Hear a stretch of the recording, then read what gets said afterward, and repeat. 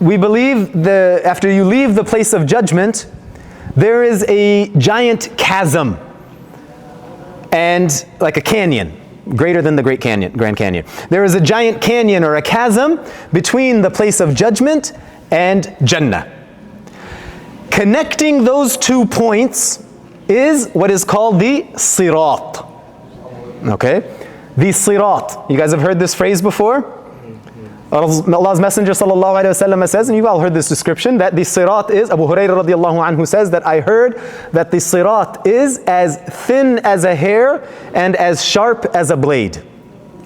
Allah subhanahu wa ta'ala will resurrect the kuffar blind on the day of judgment. This person will say, قَالَ رَبِّي لِمَا حَشَرْتَنِي أَعْمَى وَقَدْ كُنْتُ بَصِيرًا. That, oh Allah, why have you resurrected me blind, although I used to say? Allah subhanahu wa ta'ala, قَالَ كَذَلِكَ أَتَتْكَ آيَتُنَا, that آيَتُنَا فَنَسِيتَهَا, that Allah will respond, the way that my verses and my signs came to you and you forgot about them, you neglected them, وَكَذَلِكَ الْيَوْمَ تُنْسَى.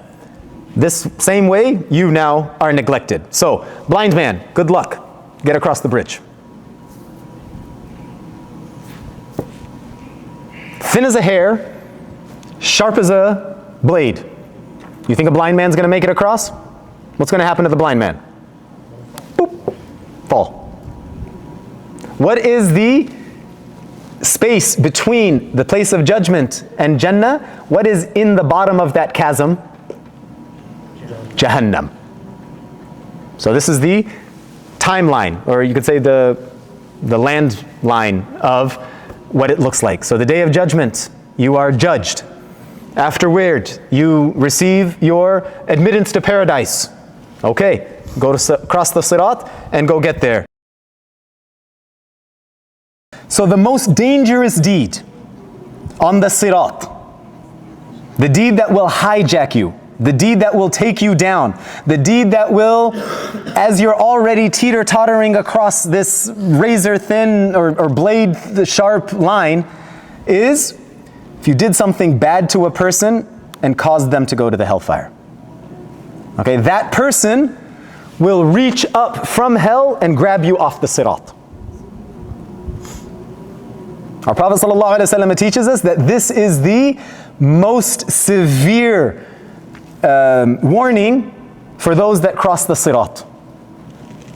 For example, say you were in a really bad divorce and you were particularly mean to your spouse, or you were an abusive parent, right? And you just hit your kid, not with regards to tarbiyah or in regards to the shari'i bounds, but just like violence and drunken messes and masabbat, cursing, and like you traumatize this person mentally to such a degree that they went off the deep end and they started to do a lot of bad things and ended up in hell. This person, if you treat a person badly, that in and of itself, that's a bad deed. But if that treatment causes a person to spin out of control and they do a bunch of other bad deeds which you yourself didn't do, but you push them over the ledge in order that they lose control over themselves, guess who's going to drag you down while you're trying to cross the Sirat? Rasulullah sallallahu alaihi wasallam says, he mentions that they will grab you by the ankles. Now, 70 cubic foot tall person trying to cross this tiny bridge with no guardrails, and then now somebody's reaching up from underneath and trying to grab you down. Good luck, buddy. It is one of the most basic understandings of our deen that if we make it together. And if we don't make it, we have fear that we all fall down together. Right? If we make it, if one of us makes it, we all make it together. We have the concept of shafa'ah. We have the concept of seeking intercession for others. We have the concept of asking Allah subhanahu wa ta'ala, this person is in this level, can I ask Allah to bring them up, and however Allah chooses to will make that happen. The Hafiz of the Quran has the capacity to bring however many people with him, the one, like there's so many, and وَكَافِلِ الْيَتِيمِ كَهَاتَيْنِ, the Prophet ﷺ said that me and the wakil, what do you call it? the caretaker of an orphan are like this, meaning you're tight knit with the Prophet ﷺ, right? If we make it together. And if one of us goes down, then we have to be afraid that we go down with them. So, that nephew that's in your family and you're like, it's not my kid. Why should you reach out to them and help them up? Because if he makes it, you make it too. That cause that's halfway across the world, I'm never going to visit that country. Why should I give money to go help them? I'm never going to see that land. I'm never going to meet those people. They're never going to, all right, I'm not going to drink from that well. Why should I help them? Because if they make it, I make it too. This is the worldview of the believer. If one of us makes it, we all make it. So that's why we go out of our way to be there for others. Somebody's going through trouble, all right, you do what you can to help them. Because if that person makes it, you make it too. Deeds matter. Your deeds matter. Your good deeds will determine.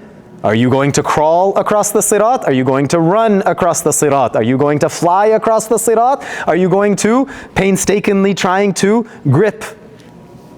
Deeds matter. That's why Islam is not a religion of bare minimum. Right? So we talk about the whole discussion of fard versus sunnah. It's not a versus thing. Okay? Is it fard? No, okay. Is it like subhanallah al-azim. Like let's elevate, what did I say before? Let's elevate the discourse of the believer. Okay.